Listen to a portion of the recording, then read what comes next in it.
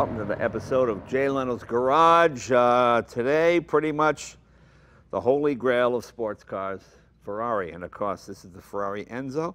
It's a 2003 model. Every Ferrari is groundbreaking, and of course, progress moves so quickly. When this came out in 2003, 651 horsepower. Now we have cars with 700, 800, 900 horsepower. It's pretty crazy how quickly it all moves. And Ferrari always outdoes itself with the next model. But each one is an icon. I mean, my favorite is the F40. I got to drive this particular car for the Jay Leno's Garage TV show on network TV, and I was really impressed with it. And we're going to show it to you today on YouTube. Let's bring in David Lee, the owner. David, how are you, my friend? Hey, how you doing, Jay? So you got your government safety clothing on? Yeah, that's right. That's right. That's right. Don't get hit crossing the street in that shirt. Yes, sir. If you didn't see him coming, no lawyer in the world will. Yeah. Okay. Very cool. This is a beautiful, beautiful example. This is about the nicest one I've seen, especially considering that you use it and you drive it. Yeah. That's how many miles you got in this thing? I have about 5,500 miles. Okay. Yeah. Cool. Cool. Actually, it's probably one of the higher mileage ones, isn't it? Yeah. Everybody is keeping it low and everything. Yeah, because we see you around town in the car all the time. Okay, let's get the specifics out of the way. What, sure. 660 horsepower, they say. Okay. V12. Right. 6 liter, is that what it is? 6 liter. Okay. Naturally aspirated. Right. The last of the naturally aspirated cars. And you can tell the difference, can't you?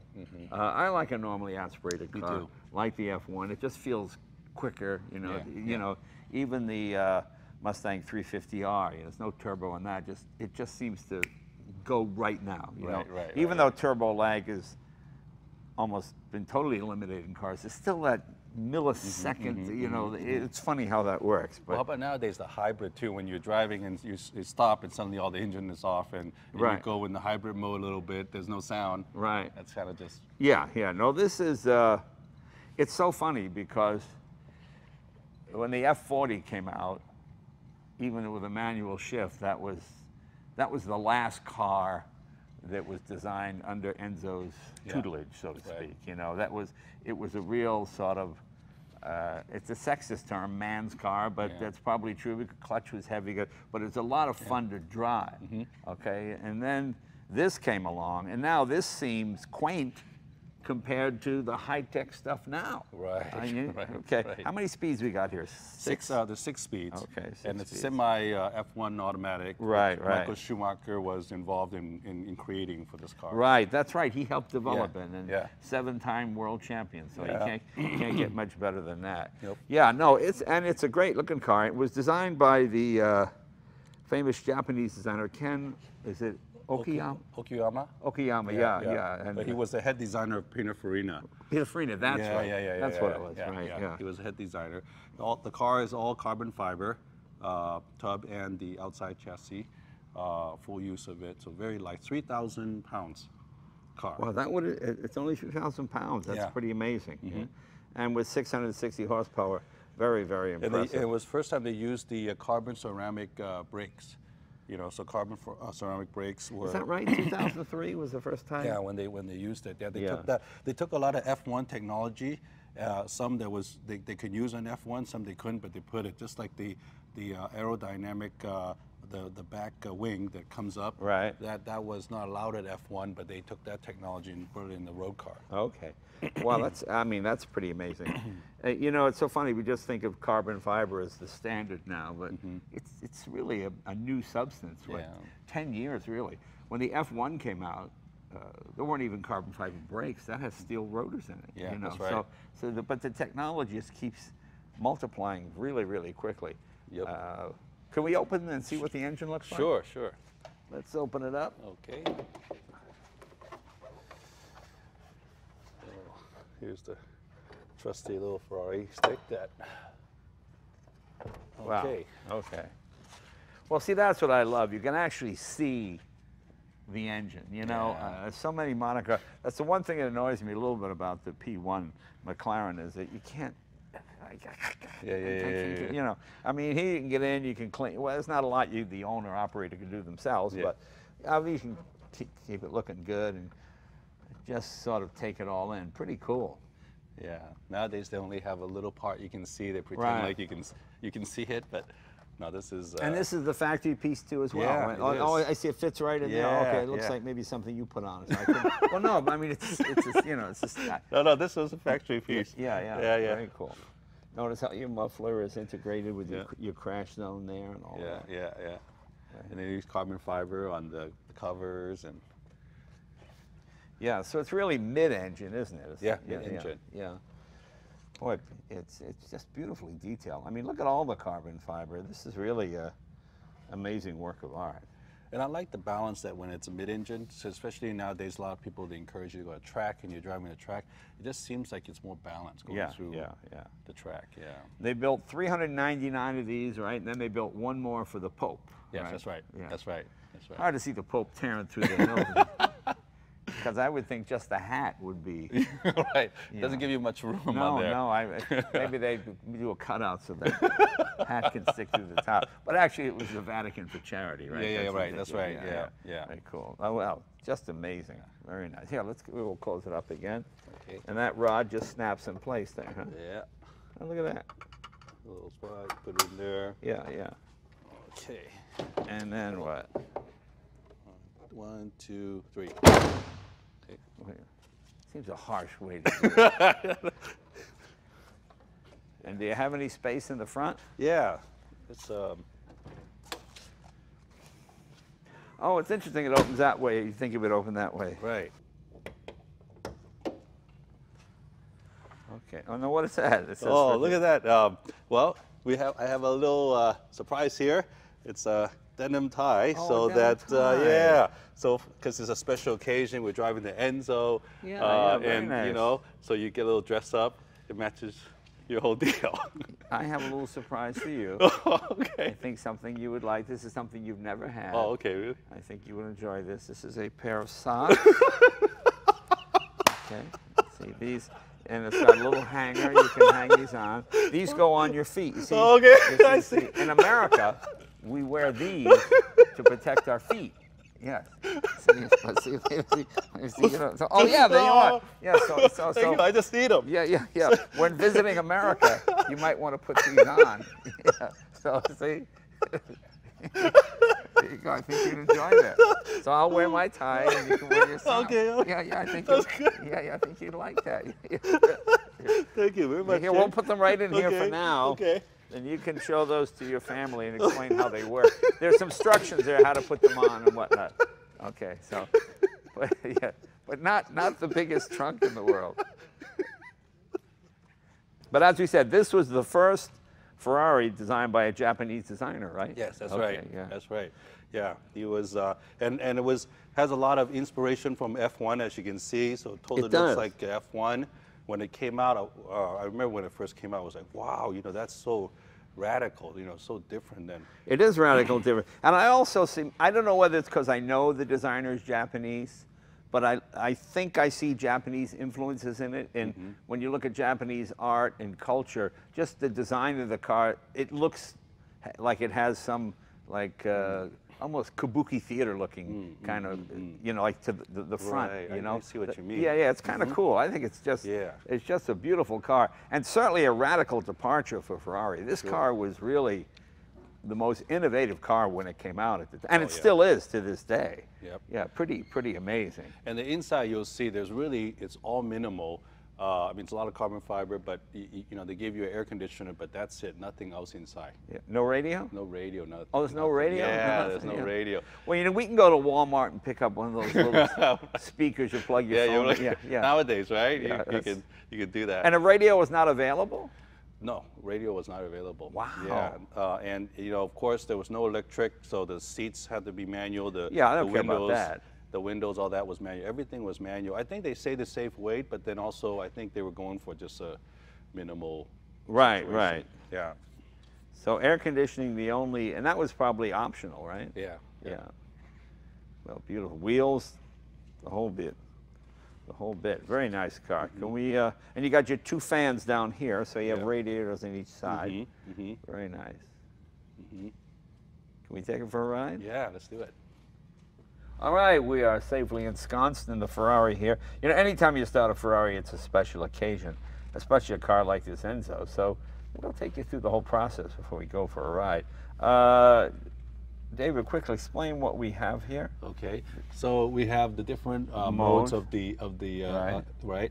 Then we have the lift, which is very important. Oh, right? To lift up the front end, correct. Race mode, so even it was aggressive, but the even more race mode. Yeah. Take off all the electronics to help, and the reverse. I see. Okay, this is reverse there. Yeah. Okay. And then again, this is the air conditioning, right? That's all it is. There's no radio or anywhere. The start button, hazard, parking, right? And then the rear view mirror. And this, you know, so funny. I'm so used to modern cars. This is window winding mechanism right here. Yeah, that's right. To put the window down. Look at that. There you go. Yeah. The age we live in. Pretty amazing. Cool, cool. Yeah. All right, let's fire it up. Turn the key. Turn the key. Okay. Okay. Brake and then push the button.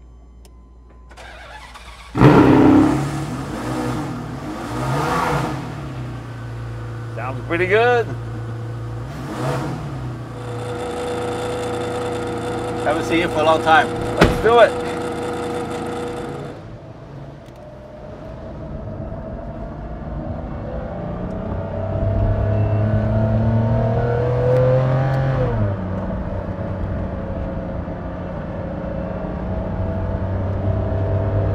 This car, of course, was named after Enzo Ferrari. Yes. And matter of fact, I think it was for the 60-year anniversary. That's right. Yeah, that's right. Yeah, 60-year anniversary, and they were. I thought it was going to be the F60, and suddenly they came out with this shocking name, you know, the Enzo. Yeah, yeah. I like that name actually. I think it pays tribute to the spirit of the car, and you know, and it was the most technically advanced, just about the fastest sports car in the world. The F1 was still faster, but that was no longer in production. So when it came out, it was really unbelievable. You know, 2003 was a long time ago. I mean, in the car world. I mean, cars have probably changed more from 2000 to now than they did from the mid-1900s to 2000, you know, because it's all electronic and dual clutch gearbox and carbon fiber, and you know, I mean, 30 years ago, the idea of not using steel in a car was, what are you talking about? I mean, it doesn't even seem possible, you know. Well, I remember in those days, they were always comparing this car with your F1, which you have. Right. They were comparing with the Ferrari GT, which you have, and, you know, seeing who was... Well, this came out before the Ferrari GT. That came out in 4, this was out in 3, but I suppose they probably both hit the market about the same time. Right. But it's a beautifully put together car. I mean, you know, when you went to the Ferraris of the early 60s, you know, Enzo was a race car driver, and road cars were just a way to fund the racing. Right. So, you know, the effort, although good, was not optimum, you know. Whereas now, I mean, they realize their bread and butter is in building these kind of cars. And they still only make about, what, 7,000 cars a year or something like that? Now, That's it, yeah.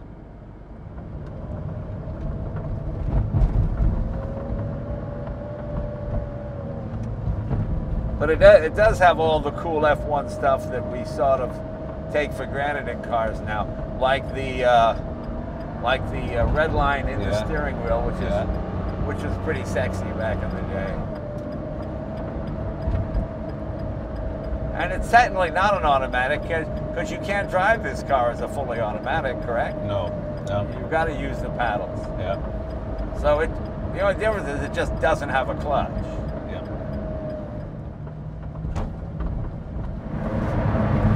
The most important thing on supercars like this are the tires, because these tires are a little old. Yeah. I can feel how hard they are, and the car is capable of such amazing performance.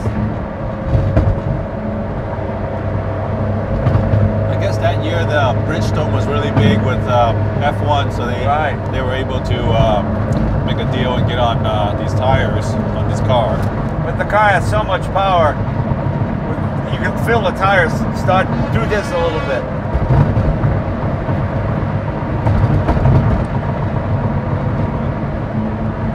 I love the fact that 100 is where about 45 miles an hour would be on a normal speedometer. Right. It's less visceral than the M40, but no less pleasurable. I mean, it's a very exciting car to drive. Yeah. And it seems huge when you're standing next to it, but when you're in it, it's quite comfortable. Right.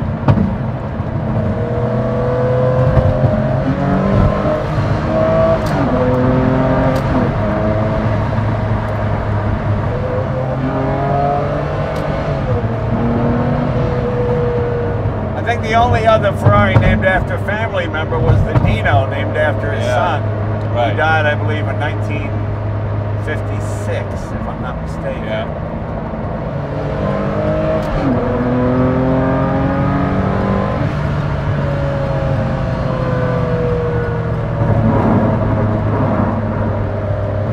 And I think new Ferraris come with, what, a 7-year warranty? Something like that? 7-year warranty. Wow, that's amazing. Yeah. Oh, it's That's very good. very good. It's funny how different companies react differently. Like, Ferrari has everything on the steering wheel, whereas McLaren, nothing's on the wheel. The wheel's just the wheel. You know, so neither one is right, neither one is wrong. Right. It's just different. The new Ford GT has a setup very similar to this. I'm so used to a stock when I want to change direction, I keep going like, oh, that's right, I got to find the button. You know? But this also makes an excellent road car. It doesn't beat you up unless you want to get beaten up, you know? Right. I mean, you can take a passenger that's not, ow, my hair, you know, you're not going to get that in this car. You know? Now, the F40 had air conditioning, didn't it? Yeah. It did. Yeah. But I have to admit, I really enjoyed that big gear shift and shifting it. Yeah, I remember. I saw how much you enjoyed it. That was. I love that car. That was fantastic. It's so funny. Carbon fiber cars make totally different set of noises than steel-bodied cars do. Yeah. You know? Right. Carbon fiber tends to act like a drum, so you can hear it. Yeah. F1, that's quite prevalent. This is not so bad, but you hear it a little bit. I love the steering on this. Now, is this hydraulic or is it hydraulic? Yeah. Yeah. Okay. So you don't need a radio in this car. You No, enjoy just listening to the motor. I mean, you talk about stocks and bonds. This is the investment. This car, what, 15 years ago, cost 600 and what? 650,000. 650,000. Now it's what, $3 million? Yeah. $3 million. And you get to use it. And you get to enjoy it. Yeah.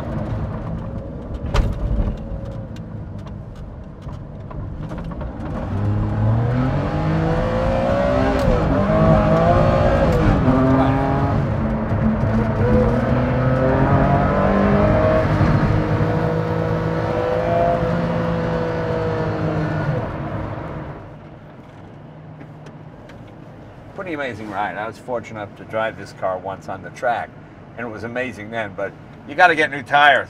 I mean, this is how accidents happen on cold tires. It's got so much power, but geez, it's just a wonderful car to drive.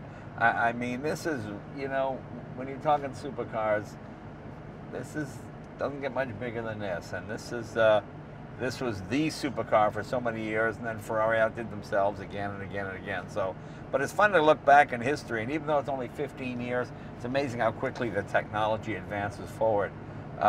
This is still a scary fast car, and I hope you enjoyed this little trip down memory lane, even though it was only 15 years. And we'll see you guys next week. Thanks a lot.